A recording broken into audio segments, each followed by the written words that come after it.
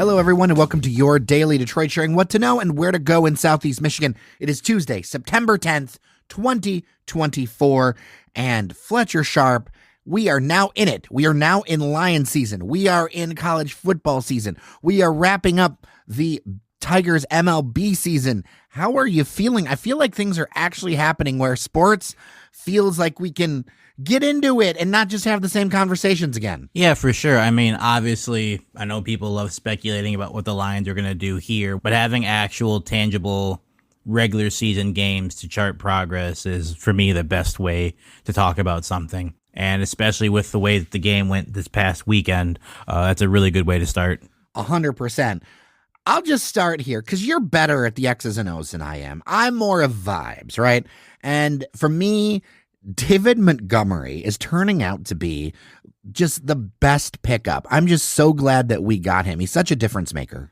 Yeah, I know last year the talk was I had Jamal Williams, who led the NFL in rushing touchdowns. Are they going to make up for that loss? And they brought in David Montgomery, who, short down back with the Bears, can do a lot. He's not the big bruiser guy that Jamal was, but he can definitely make his bones there. And he showed it with his game against the Rams, and when they got to overtime, it was literally just give the ball to 5, give him a little bit of a gap, get out of his way. And he repaid that in spades by just creating space. Just whatever he needed to do. If there's a crack, he's going to make it into a bigger crack. If there's a hole, he's going to make it into a big gaping space.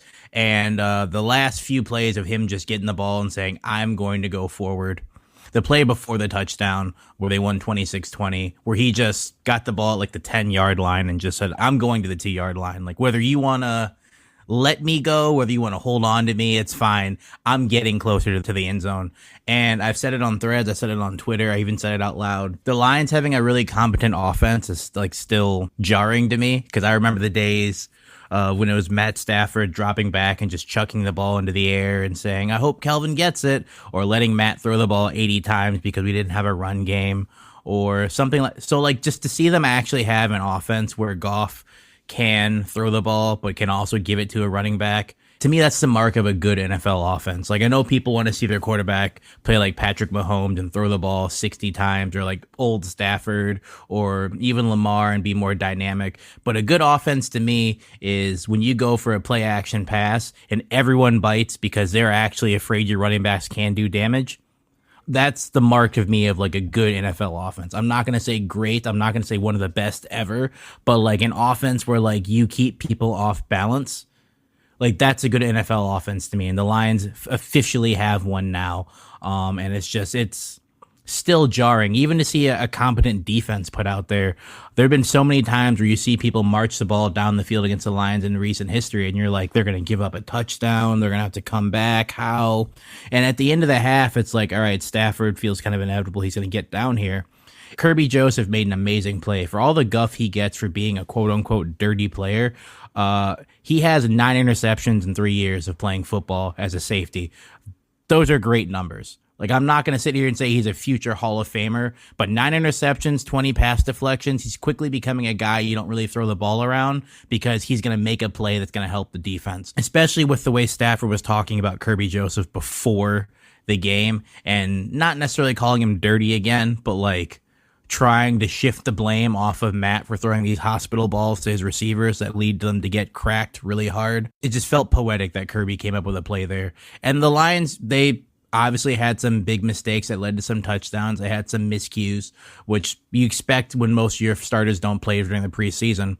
But to see them come out there and play a complete game against a pretty good team, I won't say they're a great team, pretty good team, ended up missing a few people throughout, which I'm sure the Rams fans definitely will complain about, as they are wont to do. I don't want to like sound and wax poetic, but like I'm thoroughly proud of this team, the way they came out their first game. If they can play every game like that, win or lose, the fans will love them, but they should win way more games than they lose. One of the things I really liked about the press conference with Dan Campbell on Monday, he talked about that they are going to work to improve from here, that they were not going to rest on their laurels. There were mistakes that they made. There was stuff that they could be a lot sharper about.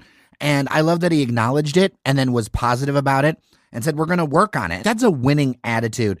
And I love seeing that in this town. This town deserves that. Oh, for sure. That's the attitude I was trying to get the people to get rid of last year with the Dallas Cowboys game, where they're like, we always get screwed by the refs. No, like, if you want to build a winning franchise, I understand there are scars of the past. As everyone knows, I've been working to get rid of some of those. But, like, if you want to build a winning franchises don't think like that. The fans don't think like that when it happens. It's when something happens, we're going to go get it done. Regardless of what the reason is, we're going to get it done. We're not going to look at the officials. We're not going to look at the weather. We're not going to look at the injury report.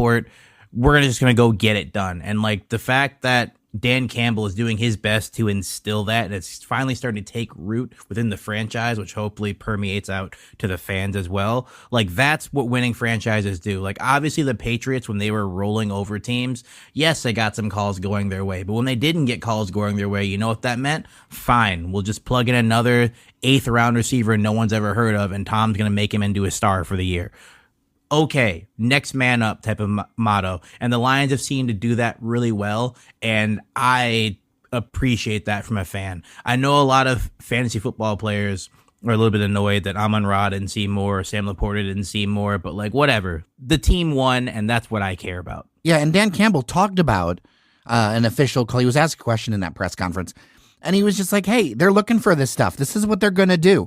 We just need to adjust. And it's part of why I was actually totally fine and very glad I posted this on Threads. We talked about it a little bit on last week's show, but I was fine with seeing Matt Stafford get booed because you know what? He's a millionaire. He's got a Super Bowl ring. We are competitors. I want to see that in the fan base. You know, I want to see us, you know, kind of shed some of that stuff because we've just had such a bad time with Detroit sports lately that I feel like we need to get back those winning muscles. And I mean, that's totally fair. I mean, I feel similarly. It was good to see him booed during the game. Early on, like, you want to give him a clap for all he's done for the city. Understood. I get that. That's totally fair. But once the game starts, after his first drive where he comes out there and everyone's cheering, no more cheering for him unless you're a Rams fan or unless you're rooting against the Lions. Like, if you are a Lions fan, you're like, great throw by Stat.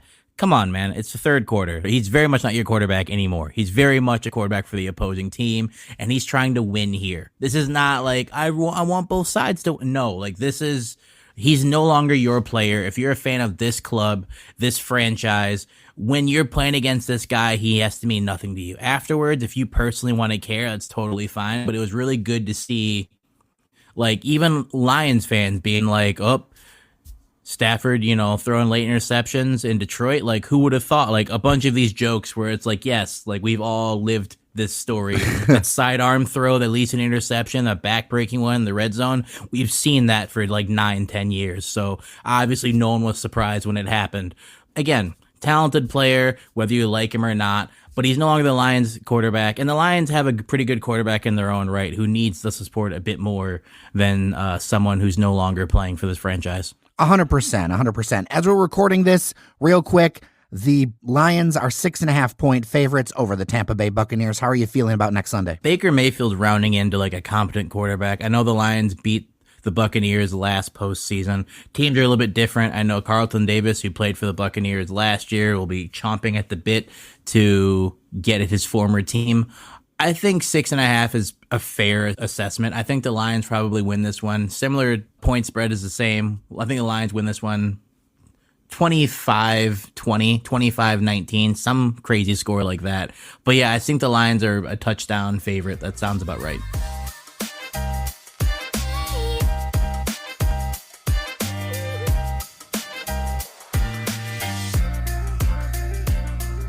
Real quick, I want to touch on that Michigan-Texas game because I think we saw the difference in squads, that this is going to be possibly a difficult year for the Wolverines. The swagger is not the same. There's just so much work to be done. I mean, Michigan is still Michigan, but they got just destroyed out there 31-12, which is kind of what I expected. But it is like when you see competition like this, you know, against the second-ranked team in the country, it tells you, yeah, Michigan's got a long way back. I mean, it's great for Michigan fans that they won that championship, but it feels like they traded in all the chips, and this isn't like a program that carries forward with a legacy. This was Jim Harbaugh, and then Sharon Moore is going to have to really pick up some pieces. There's a funny meme going around. It takes a quote from The Dark Knight Rises. It's a scene where Bane is there's about to be an accident and Bane's in there with someone and he turns to the guy and grabs him and says, they expect one of us in the wreckage, brother. Which, of course, means like, yeah, I'm getting out of here and good luck for you. And then they took that quote and superimposed it over words of Jim Harbaugh and Sharon Moore, which is funny, but also like, dang, he really did them like that. It's like, oh, I'm going to the NFL now. Great. And all these sanctions are going to be for you, and you guys are going to get whooped. And I know the Chargers won on Sunday, and a lot of Michigan fans were like, we're so happy for you, with like crying emojis. And it's like, yeah, because it's going to be a rough year. They lost a lot of talented players. I know Texas did as well, but Texas found a way to reload a little bit better. Michigan's going to have some quarterback issues. Davis Warren or Regi, neither of those really inspire that much hope. They're not necessarily out of the national championship conversation yet, but I think it might be time for them to be a little bit worried about playing against Ohio State, because Ohio State wants revenge. Yeah, they might maybe steal one against a down team, especially if your quarterback play is not going to improve much going forward. How much adaptation do you think that U of M needs to make when it comes to NIL? Because it seems like, you know, Harbaugh was kind of the end of an era. There was a number of coaches that are kind of the end of the old college era, and you're going to have to completely retool how you recruit, how you do things. And I feel like there were some posts I saw about Michigan having to adjust to that culture shift a little bit. Yeah, you really have to lean into NIL, using the portal properly. Like, there's a way to use the portal well, and there's a way to use it poorly. And I think we're seeing both hands with, say, a school like Colorado, who are getting a lot of people to transfer there because Deion Sanders is really good at that.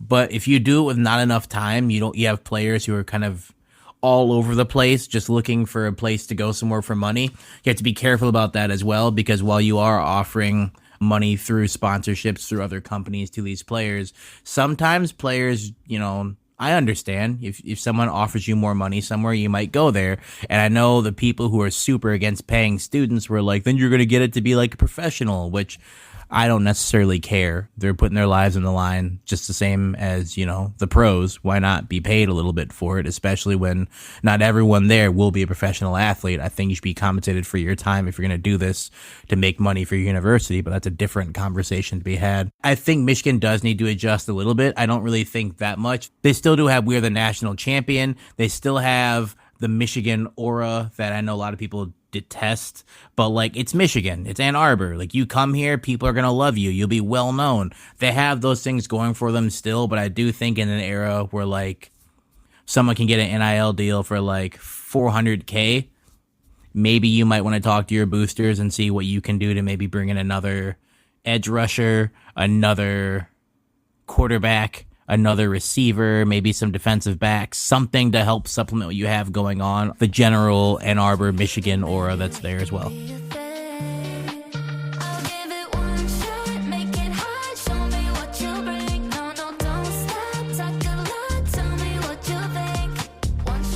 Before we go, I am a baseball fan, so if you will indulge me, I'm very excited that the Tigers are over 500. I think we have a real shot at finishing the season over 500, which I consider a successful season considering where we were at. And I know it's bold speculation, but there's even talk about a wild card. Do we dare to dream, Fletcher Sharpe? And by the way, I feel terrible. I have not made it out to the ballpark this year. I've only got like 2 or 3 weeks left. Good thing there's a couple of homestands. I really, really want to get out to the ballpark this year. I try to at least once every year. This summer has been crazy. But I want to get out there. I want to see the team because over 500, this is my win. Like, I'm going to take this as a W so far. It's a very long stretch to say they make the playoffs as a wild card over the Royals. They have about 5.5 games to make up as we are speaking right now. But the fact that they are over 500, to me, that's a win. And they're over 500 being led by the players they drafted.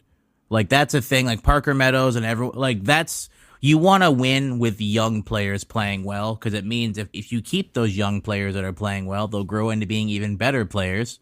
And then you can go from there and you have your own core. It's how the Golden State Warriors won. They won with players that they drafted young, who worked out with maybe a few veteran additions. Then all of a sudden they became a dynasty. And while basketball is a bit different than baseball, it's pretty similar in all sports. If you can win with players that you've groomed and brought up yourself, and then bring in some veteran leadership from outside to kind of cover the holes that you don't have there, you have a much better time winning and a much easier way financially winning, because you can structure contracts in a way that's going to help you grow forward. So while are they going to win the pennant? Probably not. Are they going to make the playoffs?